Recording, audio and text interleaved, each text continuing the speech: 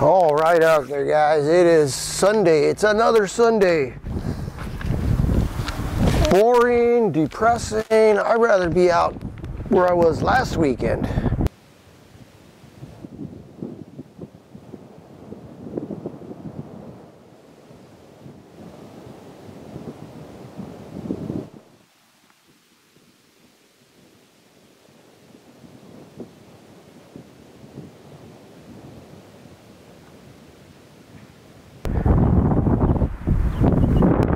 It sucks going back to work. God. I mean, I only went back for 3 days because I took Tuesday off, so I had Wednesday, Thursday, Friday. God, it was a long 3 days. Jeez. Very depressing. I mean, I didn't do anything last week other than go to work. I didn't even wash the truck or anything. I barely washed the truck yesterday. I still have stuff all packed up in the back. I haven't even got into that. It's I think I'm suffering from depression. But anyway, I'm back. I did wash the truck up. Yes. You know what I was doing last Sunday? Last Sunday, I was driving through, I was hiking Eureka Dunes, in the morning. Then I drove through Steel Pass, and then Sunday afternoon and evening, I was camped out. Beautiful weather. I mean,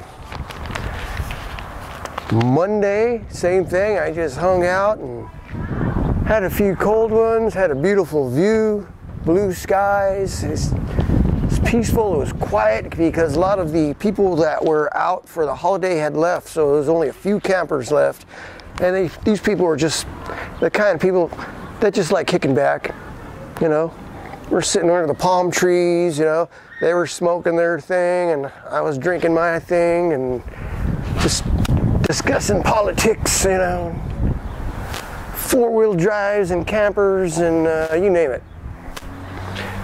But anyway, I had some questions about the truck. First of all, in case you didn't know, I installed the Rancho RS 5000 struts, 5000X struts on the front of this truck. I got rid of the factory struts. They're in the garage there, but these really firmed up the ride. Firmed up, but not harsh, They worked great. Unfortunately, they did not survive the trip. They are just gone. And I've been waiting to hear back from the place I bought them from, Auto Anything, and or from Rancho, because I talked to both of them. And I talked to both of them. I said, hey, these are brand new and they're not working. Well, what's wrong with them? I sent them a video. I haven't heard from them. So I was putting off making this video until I heard back from them, but heck, what the heck. I don't think I'm going to replace them with Ranchos. I don't want to replace them, so now I just want my money back, and we'll move on. I'll probably get some high-dollar struts, The lowball Fox 2.0s, which were over $400 each. I mean, and from there they go on up to $1,200 a set, Expensive, but there's no more compression or rebound on these struts. This thing bounced like that all the way home. It rides like a boat now. Just going up and down dips out in the street. This thing, whoa. So I don't see any oil leaking out of them or anything. Usually when there's oil leaking, the dust collects around there and it's very obvious, but so much for that. We're moving on, right. This really sucks though, because this cuts into my budget. I was hoping to install my gears. Back in the day when I did my Bronco, it was $300 an axle in labor to do the gears. $300 for the front, $300 for the rear. Now, from what I hear, last I heard, it's like $600 an axle. Okay, I've got the parts, I just need the labor, but holy cow, so there's like another $1,200. Killing me. So it looks like that $1,200 is probably going to go for 2 struts. Blows. Okay, so let's move along from there.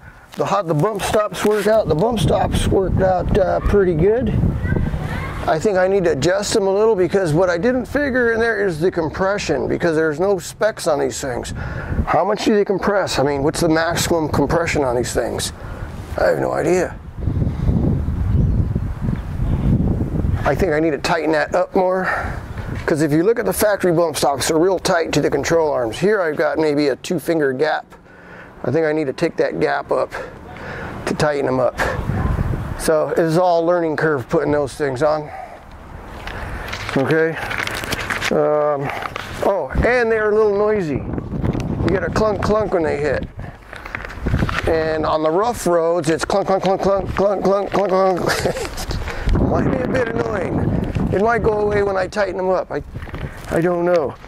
I mean, I thought something was falling off the truck the first time I was hearing that. I go, gee, I better stop and check, see, make sure nothing's going to fall off, right? And it was just the bump stop. Kunk, kunk, kunk, kunk, kunk, kunk, kunk.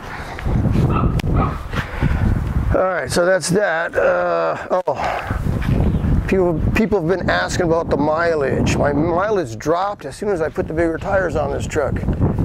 These are much heavier tires. These are 103 pounds each. 10-ply tires. But this is 10 plies is what I could find for these 18-inch wheels. I could not find a 6-ply. I rather would have gone for a 6-ply, a lighter tire. 10-ply, this is for like a 1-ton dually pickup truck, you know? There's no need for a 10-ply on a light truck like this, but that's what it is. Okay, so I lost mileage with the tires and the wheels. My gear ratios are off, the speedometer's off. So I can no longer rely on the computer to tell me my miles per gallon. So on this trip, it was my opportunity to do the fill it up, drive from point A to point B and fill it up again, see how much gas it took, and then calculate the miles. So from West Covina, the Shell station at West Covina off the Interstate 10, that's where I filled up, and I drove all the way out 395 to the Shell station in Big Pine, California. Okay, and I topped it off and took 17.26 gallons. So you do the math, I forget what the miles are, but I do the math and it turned out to be I'm only getting about 15 miles per gallon. And that's with the large 35-inch tires, the stock gears, and all this extra weight I'm carrying. Extra weight of the bumpers, front and rear, the 5th tire, I got a full-size spare. I'm carrying 2 cases of water, 10 gallons of extra tap water in jugs, an extra 5 gallons of gas and another gas can. I've got tools, camping gear, I got 2 bins, I got 1 full of food, cameras, you know, recovery gear, an extra jack, you know, all kinds of stuff. So I figured that's not too bad, 15 miles a gallon. It's what it is. It could be less if I put smaller tires and got rid of the bumpers and all that. Even the shell in that rack I got on there will affect your miles per gallon. So think about that if you're thinking about putting any kind of rack on your truck. There's a guy out there, he did his own little study. He wanted to know if the air dam, that plastic air dam, affected his miles, and it didn't. Took it off, mileage was the same, but when he put a rack on his truck, that affected his gas mileage. It was noticeable. Yeah, it's noticeable. So I didn't want to make this video too long. It's Sunday, it's warm, it's beautiful. Like I said, I'd rather be somewhere else. I may post some pictures at the end of this video of where I was. I got a lot of video out on foot around there. Yeah, I was here and I was there, sand dunes, the Salt Lake, out in the palm trees. It just, a lot of you guys don't want to see that. You want to see trucks and smoke and crash and burn, things going up and down. I know a lot of you guys want to see how those bump stops work in action. I was going to do that, but I don't have them tuned yet. You know, I want to get them right. I'm working on it, you know, I'm working on it. So that's it. Got a question? Leave a question, leave a comment. I'll try to get back to you on the next video.